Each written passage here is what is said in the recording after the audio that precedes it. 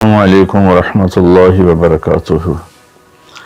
الحمد للہ وکفی وسلام علی عبادہ الذین اصطفی، اما بعد۔ رجب کے مہینہ میں اللہ تعالیٰ کے نبی کو اللہ تعالیٰ نے اپنے پاس بلایا، جس کو ہم معراج کہتے ہیں، شب معراج، لیلۃ المعراج، اور اس کے لیے اہتمام بھی کیا جاتا ہے عبادات کا، خیرات کا۔ یہ اللہ تعالیٰ کی بہت بڑی قدرت میں سے ایک چھوٹا سا نمونہ تھا کہ 3 کپڑوں نے اٹھایا اور سارے خلا کے پردوں کو چاک کروا کے 7واں آسمان کے دروازے کھلوا کر سدرۃ المنتہا پہ جبریل کی بھی بس ہو گئی کہ اس کے آگے اتنا بھی اوپر گیا تو جل کے راکھ ہو جاؤں گا، تو اس سے اوپر آپ تشریف لے گئے، اور پھر عرش خوشی سے جھوم اٹھا، اہتز عرش الرحمن، عرش خوشی سے یوں جھوم رہا تھا۔ خوشی میں انسان بے خود ہو کر جھومنے لگ جاتا، تو کہ اللہ کا عرش جھومنے لگا آپ کی آمد پر، اور پہلی ہستی ہیں جن کا قدم اللہ کے عرش پر پڑا، اور اللہ تعالیٰ اور اللہ کے محبوب کے درمیان جتنے نور کے پردے تھے اللہ نے سب ہٹا دیے، اور السلام علیک ایھا النبی ورحمۃ اللہ وبرکاتہ۔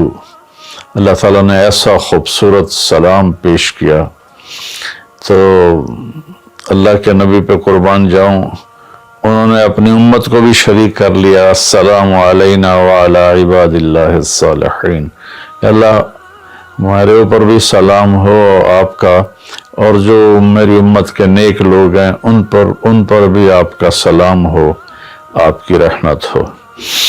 تو معراج کا واقعہ اسباب کے خلاف ایک انتہائی عجب اللہ کی قدرت ہے، اور اس میں ایک چھوٹی سی بات عرض کروں کہ جب آدمی پس جاتا ہے نا اور کہتا ہے متی نصر اللہ، یا اللہ تیری مدد کہاں ہے، تو پھر اللہ کی طرف سے جواب آتا ہے الا ان نصر اللہ قریب، بے شک میری مدد قریب ہے، آ رہی ہے۔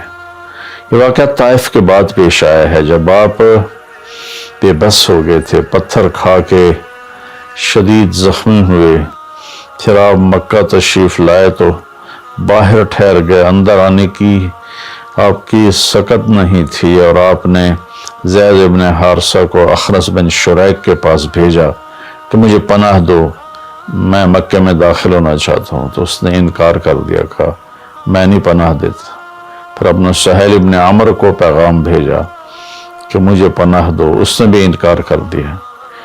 پھر ایک اور عرب کے سردار تھے، ان کو پیغام بھیجا، غالباً صفوان بن امیہ کو پیغام بھیجا کہ مجھے پناہ دو، تو انہوں نے بھی انکار کر دیا۔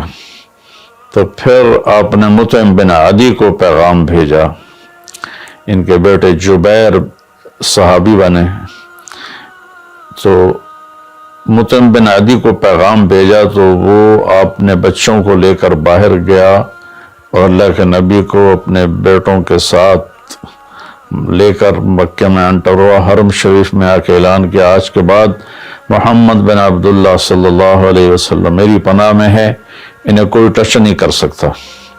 ابو جہل نے کھڑے ہو کر کہا تم یہ اس کا کلمہ پڑھ کے کہہ رہے ہو یا اپنی سرداری کے زوم پر کہہ رہے ہو، اپنی سرداری کے بلبوتے پر؟ کہا نہیں، میں نے اس کا کلمہ نہیں پڑھا، جو اللہ نے مجھے سٹیٹس دیا ہے اس کی وجہ سے کہہ رہا ہوں۔ کہ پھر ٹھیک ہے، ہم ان کو کبھی ٹچ نہیں کریں گے۔ اس قدر حال سنگین ہو گیا تھا، اور کبھی آسمان کے فرشتے نہیں روئے سوائے 2 جگہ۔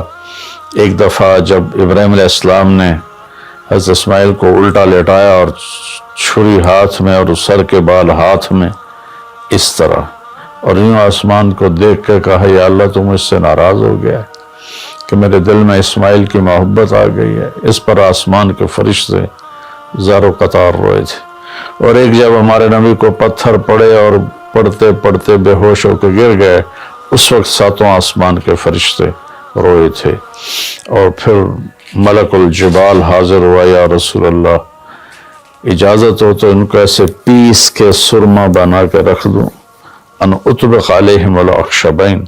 آپ نے کہا نہیں، لا اللہ ان یخرج من اصلابہ من یوحد اللہ، نہیں، اللہ تعالیٰ ان کی نسل میں ایسے پیدا کرے گا جو اللہ کی توحید کو ماننے والے ہوں گے.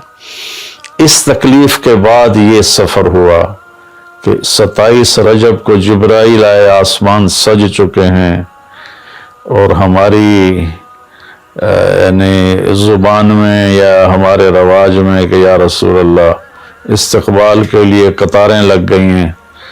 آپ ان کو لے کر گئے. آپ ام ہانی رضی اللہ عنہ حضرت علی رضی اللہ عنہ کے گھر میں تھے آپ، تو وہاں سے حتیم میں لے گئے، آپ کا سینہ چاک کیا. دوسرے فرشتہ وہ پانی لایا زمزم کا، اس سے آپ کے سینے کو صاف کیا، پھر دل باہر نکالا، اس کو چیرا، اس سے صاف کیا، اور پھر دوبارہ دل کو رکھ دیا، سینے کو بند کر دیا. آپ یہ سارا کچھ اپنے ہوش میں دیکھ رہے تھے. پھر وہاں سے براق پہ سوار ہوئے. براق گدھے سے بڑا قد، خچر سے چھوٹا قد والا ایک جانور تھا، جس پر آپ کو سوار کرایا گیا، اور وہ تھوڑا مستی کرنے لگا. تو جبریل بولے تو یہ پتہ ہے تیرے اوپر کون سوار ہیں؟ تو اس کے ساتھ ہی وہ ایک دم سر نیچے کر گیا، اور پھر وہاں سے پرواز کی بیت المقدس، اور وہاں آپ نے 2 نفل پڑھے اور ان کو وہیں چھوڑ دیا، اس کو براق کو وہیں چھوڑ دیا. وہاں سے پھر سفر شروع ہوا اللہ کی طرف. اس سفر کو اللہ نے یوں بیان کیا ہے: سبحان الذی اسری بعبدہ لیلا من المسجد الحرام الى المسجد الاقصى الذي باركنا حوله لنريه من آیاتنا انه هو السمیع العلیم. تو اس میں اہل علم کے لیے بڑا خوبصورت نقطہ بھی میرے ذہن میں آیا کہ یہ قرآن کی پہلی صورت ہے جو سبحان مصدر سے شروع ہو رہی ہے، سبحان الذی. پھر اس کو آگے لے جا کر اللہ تعالیٰ نے مصدر کے بعد فعل ماضی ہوتا ہے تو سبح للہ ما فی السماوات والارض کے ساتھ شروع کیا. تو مصدر آیا، ماضی آیا، ماضی کے بعد مضارع ہوتا ہے، فیوچر ہوتا ہے، مستقبل ہوتا ہے. تو یسبح للہ ما فی السماوات وما فی الارض الملک القدوس العزیز الحکیم. پھر اس کے بعد امر کا صیغہ ہوتا ہے تو سبح اسم ربک الاعلی الذی خلق فسوی. یہ قرآن کا اعجاز ہے، قرآن کی خوبصورتی ہے، قرآن کی بلاغت ہے. سبحان، سبح، یسبح، سبح. تو اللہ تعالیٰ نے پہلے اپنی پاکیزگی کو بیان کیا کہ جو کچھ کہنے والا ہوں میں سب کچھ کر سکتا ہوں، میرے لیے کوئی مشکل نہیں کہ میں اپنے بندے کو لے کر گیا. اللہ آنے جانے سے پاک ہے، لیکن با کا اضافہ یہ بتاتا ہے کہ اللہ تعالیٰ کہہ رہے تھے یوں ہی سمجھو کہ میں اپنے بندے کو خود لے کر گیا اوپر. آپ جبریل کے کندھوں پر، پروں پر سوار ہو کر نہیں گئے. آپ کا سفر الگ تھا، جبریل کا الگ تھا، یہاں تک کہ پہلے آسمان پر پہنچے تو دروازہ کھلا تو آدم علیہ السلام نے استقبال کیا، گلے لگایا. پھر اس سے اوپر گئے تو عیسیٰ علیہ السلام، یحییٰ علیہ السلام، زکریا علیہ السلام نے استقبال کیا، اور سارے آسمان کے فرشتوں نے استقبال کیا. پھر اس کے بعد تیسرے آسمان پر گئے تو یوسف علیہ السلام نے استقبال کیا اور سارے فرشتوں نے. پھر چوتھے آسمان پر گئے تو یونس علیہ السلام نے اور باقی سارے فرشتوں نے. تو پھر پانچویں آسمان پر گئے تو ہارون علیہ السلام اور آسمان کے فرشتے. پھر چھٹے آسمان پر گئے تو موسیٰ علیہ السلام اور موسیٰ علیہ السلام کے آسمان کے فرشتے. اس دن اللہ نے، میں نے پڑھا کہیں نہیں لیکن مجھے لگتا ہے کہ اس دن اللہ تعالیٰ نے سارے فرشتوں کی عبادت کی چھٹی کرا دی ہوگی اور فرمایا ہوگا بس میرے محبوب کا دیدار کرو، استقبال کرو، آج یہی تمہاری عبادت ہے. کیونکہ ہر فرشتہ بے قرار تھا کہ دیدار ہو جائے. پھر اب ساتویں آسمان پر گئے، وہاں ایک بیت اللہ تھا، وہاں ایک بزرگ سفید داڑھی والے یوں کر کے بیٹھے ہوئے تھے، یوں کر کے، اور لمبے ان کے بال تھے، لمبی داڑھی تھی. وہ نہیں اٹھے، وہ بیٹھے رہے. جب اب قریب آئے تو وہ کھڑے ہوئے اور کہا میرا بیٹا آ گیا.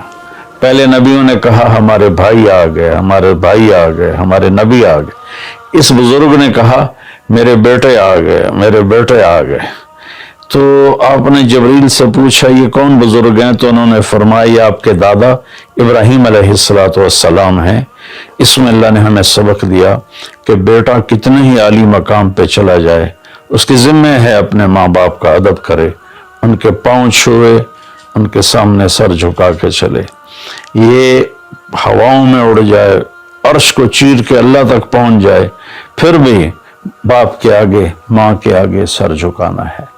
اور یہ سبق عملاً اللہ نے امت کو سکھایا، پہنچایا کہ اللہ تو جانتے تھے کہ یہ امت اپنے والدین کی کتنی نافرمان ہوگی، اور کتنے ماں باپ ہوں گے جو چھپ چھپ کے روئیں گے، کتنی مائیں ہوں گی جو دوپٹے کے پلو میں اپنے آنسو چھپا لیں گی اپنی اولاد کی نافرمانی کی وجہ سے، بدتمیزی کی وجہ سے۔ میرے نبی سے پوچھا گیا یا رسول اللہ قیامت کب آئے گی؟ تو آپ نے فرمایا اللہ کو پتہ ہے۔ کیا کوئی نشانی فرما دیں؟ ارشاد فرما دیں کہ جب مائیں بیٹیوں کے ہاتھوں ذلیل ہوں گی تو قیامت آئے گی۔ یعنی بیٹے تو کرتے ہی رہتے ہیں، اگر بیٹیاں بھی ماں کو ذلیل کریں گی تو قیامت آ جائے گی۔ تو یہ اتنا بڑا مقدس رشتہ ہے۔ آپ نے فرمایا جس نے اپنے والدین کو دکھ دیا اس پہ اللہ کی لعنت، زمین آسمان کی لعنت، فرشتوں کی لعنت، نہ اس کی نماز قبول ہے، نہ روزہ، نہ صدقہ۔ اور دوسری طرف آپ نے فرمایا جو صبح صبح ماں باپ کی زیارت کر لے تو صبح سے شام تک جنت کے 2 دروازے اس کے لیے کھل جاتے ہیں۔ نہ حال پوچھا نہ خدمت کی، صرف آ کے زیارت کی محبت کی وجہ سے۔ شام کو آ کے ان کی زیارت کی تو صبح تک جنت کے 2 دروازے اس کے لیے کھلے رہیں گے۔ پھر ان میں کوئی ایک فوت ہو جاتا ہے، یہ اس ایک کی بھی ایسے زیادت کرتا ہے، زیارت کرتا ہے، ایک دروازہ کھلا رہے گا۔ تو یہ اس میں ایک بہت بڑا سبق تھا ماں باپ، چونکہ پہلا قصور تو ماں باپ کا ہے کہ وہ بتاتے ہی نہیں، وہ تعلیم ہی نہیں دلاتے جس سے پتہ چلے کہ ماں باپ کا مقام کیا ہے۔ اسی میں ہماری نسل ڈپریشن کا شکار ہو گئی۔ تو انہیں کیا پتا باپ کون ہوتا ہے، ماں کون ہوتی ہے؟ تو آپ وہاں سے تشریف لے گئے تو سدرۃ المنتہا، جہاں بارڈر آ جاتا ہے ان مخلوقات کا، بارڈر پر جبریل نے کہا یا رسول اللہ بس آگے میرے پاس ویزا کوئی نہیں ہے، ایک بالشت بھی اوپر جائے، ایک گٹھ بھی اوپر جاؤں گا تو جل کے راکھ ہو جاؤں گا۔ تو اللہ نے ایک تخت اتارا، اس سے اپنے محبوب کو بٹھایا اور وہ گئے بلندیوں کو چیرتے ہوئے، اس نے عرش پر جا کر لینڈ کیا، آپ اترے اور میرے اللہ تعالیٰ نے کہا ثم دنا فتدلی فکان قاب قوسین او ادنی۔ اللہ تعالیٰ نے اپنے محبوب کو اپنے قریب کر لیا، اتنا قریب کیا کہ فاصلے مٹ گئے، فاصلے مٹ گئے۔ تو بھائیو پھر لمبا واقعہ ہے، لوگ آج کل اتنا لمبا سنتے بھی نہیں ہیں، تو میں صرف جانے کا بتا دیتا ہوں۔ واپسی کا بھی پورا ایک کہانی ہے، جنت دکھائی، جہنم دکھائی، جنتی دکھائے، جہنمی دکھائے، سارا کچھ دکھایا، سود خور دکھائے، بے نمازی دکھائے، نمازی دکھائے۔ آپ نے سب کو اپنی آنکھوں سے دیکھا، جہنم کو بھڑکتے دیکھا، جنت کو چمکتے دیکھا، جہنم کو دہکتے دیکھا اور جنت کو مہکتے دیکھا۔ یہ سب کچھ آپ نے اپنی آنکھوں سے دیکھا اور پھر آپ واپس تشریف لائے۔ تو جب آپ پہنچے تو ابھی رات کا حصہ باقی تھا اور رات گزری نہیں تھی جب آپ اتنی بڑی کائنات کا سفر کر کے واپس تشریف لائے۔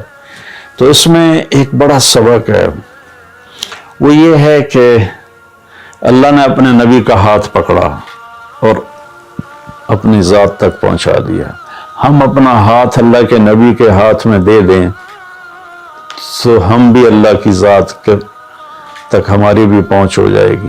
اگر کوئی بڑائی کے سفر طے کرنا چاہتا، بڑا آدمی بننا چاہتا ہے کہ میں تو جی گریٹ مین بننا چاہتا ہوں، میں کامیابی چاہتا ہوں، میں سکسسفل لائف چاہتا ہوں، تو کامیابی ہے کہ میرا آپ کا اللہ ہم پہ راضی ہو، جب ہم مریں تو وہ ہم سے خوش ہو کر ملے، ہمیں جنت کا پروانہ دے۔ یہ ہے کامیابی۔ یہ نہیں کہ آپ بڑے مالدار بن گئے، آپ امریکہ کے صدر بن گئے، یہ نہیں ہے۔ کامیابی یہ ہے کہ آپ سے مجھ سے اللہ راضی ہو جائے، یہ سب سے بڑی کامیابی ہے۔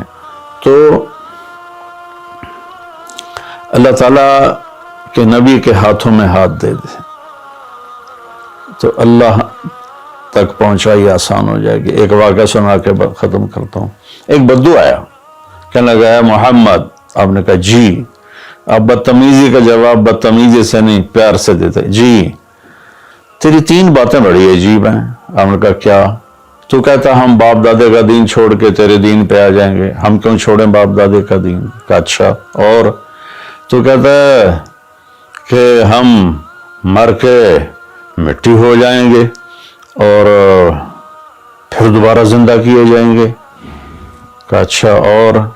تو کہتا ہے سورے عرب کو تیری امت فتح کر لے گی، ایران اور یورپ کو بھی تیری امت فتح کر لے گی۔ تو یہ کیسے بچوں والی باتیں کہیں؟ ان کو روٹی نہیں ملتی اور یہ سنا رہا ہے ان کو کہ اس سے کیسر اور کسرا 2 بڑے بلاک تھے اس وقت۔ تو آپ نے مسکرا کے فرمایا انشاءاللہ تیری عمر لمبی ہوگی، تو دیکھے گا کہ سارا عرب و عجم میرا کلمہ پڑھے گا، پھر تو دیکھے گا کہ سارا عرب و عجم یہاں مدینہ ڈھک کے آئے گا، اور پھر تو دیکھے گا کہ اللہ تعالیٰ قیامت کے دن تجھے بھی کھڑا کرے گا، مجھے بھی کھڑا کرے گا، اور میں تیرا ہاتھ پکڑ کے تجھے یاد دلاؤں گا کہ ہو گیا یہ زندہ ہونا کہ نہیں ہوا۔ تو وہ کہنے لگا نہیں میں نہیں مانتا، تو چلا گیا۔ اس نے پھر ابوبکر صدیق کے دور میں دیکھا سارا عرب فتح ہو گیا، کہنے لگا پہلی بات تو پوری ہوگی، ساری قوم نے کلمہ پڑھ لیا۔ حضرت عمر کا زمانہ آیا تو کیسر اور کسرا پٹ گئے، تو کہنے لگا دوئی گل بھی پوری ہوگی، ہن باویں تری ہو ہی نہ جاوے کدائیں، چلیے بھائی کلمہ پڑھیے۔ تو وہ وہاں سے اپنے علاقے سے آیا، حضرت عمر کے دربار میں آ کر اس نے کلمہ پڑھا۔ جب وہ آپ کی محفل میں آتا آپ اس کے لیے کھڑے ہو جاتے، بڑا اکرام کرتے۔ تو ایک دفعہ فرمایا کہ تم دیکھتے ہو میں اس بدو کا بڑا اکرام کرتا ہوں، میں اس محفل میں تھا جس میں اللہ کے نبی نے کہا تھا کہ رہے گی تیسری بات تو تیرا ہاتھ پکڑ کے بتاؤں گا کہ ہوئی کہ نہیں ہوئی، ہم مر کے زندہ ہوئے ہیں کہ نہیں ہوئے۔ اور قیامت کا دن جس کا ہاتھ میرے نبی کے ہاتھ میں آ گیا وہ جنت میں پہنچانے سے پہلے کبھی نہیں چھوڑیں گے۔ تو یہ وہ شخص ہے جس کا ہاتھ میرے نبی نے پکڑا ہوا ہے، اس کو جنت تک پہنچا کے چھوڑیں گے۔ تو میرے عزیزوں، میرے بھائی بہنوں، بچوں بچیوں، ہم مختلف قسم کی نافرمانیوں کا شکار ہیں اور اس میں ہم لذت ڈھونڈتے پھر رہے ہیں اور فرسٹریشن کا شکار ہیں۔ ہماری نئی نسل نشوں پہ لگی ہوئی ہے۔ اللہ کے واسطے سب سے ہاتھ چھڑا کر اللہ کے نبی کو اپنا ہاتھ پکڑا دو، آپ کو یوں پکڑیں گے اور اللہ پاک سے جا کر ملا دیں گے، اور فرشتے بھی آپ پر رشک کریں گے۔ یہ واقعہ معراج کی اصل تھیم ہے اور واقعہ معراج کا اصل پیغام ہے کہ کی محمد سے وفا تو نے تو ہم تیرے ہیں، یہ جہاں چیز ہے کہ لوح و قلم تیرے ہیں۔